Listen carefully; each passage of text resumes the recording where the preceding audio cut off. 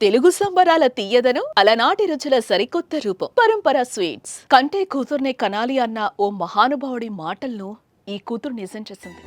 చనిపోయిన తర్వాత తలకొరివి పెట్టి పున్నమి నరకం నుండి తప్పించే కొడుకు బాధ్యత మర్చిన వేళ కూతురే కొడుకైంది.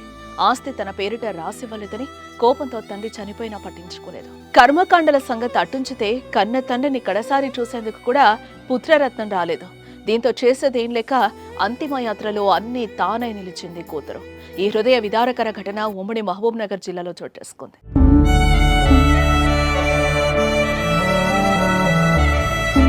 నారాయణపేట జిల్లా దామరగిద్ద మండలం క్యాతన్పల్లికి చెందిన Manikya Rao survey and lands records డిపార్ట్మెంట్లో అసిస్టెంట్ డైరెక్టర్గా విధులు నిర్వహించాడు. మాణిక్యరావు దంపతులకు ఒక కుమారుడు, ఇద్దరు కూతుళ్లు. అందరి వివాహాలు జరిపించాడు. భార్య గతంలోనే మరణించడంతో తనకున్న ఆస్తిలో 15 ఎకరాల వ్యవసాయ పొలం, 60 లక్షలు తన కొడుకు గిరీష్కి ఇచ్చాడు. ఇక మహబూబ్ నగర్ పద్మావతి కాలనీలో ఉన్న ఇంటిని ఆర్థికంగా బలహీనతగా ఉన్న పెద్ద కూతురు రాజనందిని పేరిట రిజిస్ట్రేషన్ చేశాడు.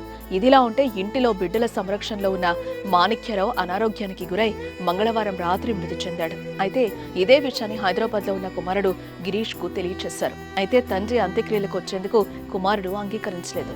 ఇంటిని తనకు కాకుండా చేశాడని, అంత్యక్రియలకు రాలేనంటూ కరాఖండిగా చెప్పేశాడు.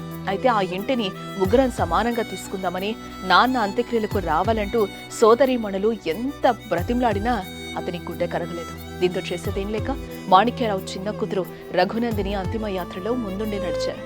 తండ్రికి తలకొరివి పెట్టి అన్నీ తానే నిలిచింది.